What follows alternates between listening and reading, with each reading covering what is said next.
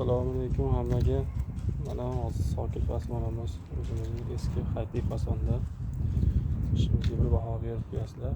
Endi yangilik bo'lgan.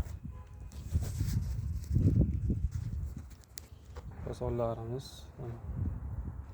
aslida 9,5lik, o'rtada 40lik, ba'zida bunisi 7,5, bunisi 9,5, ikkitali qopqoq, tuz.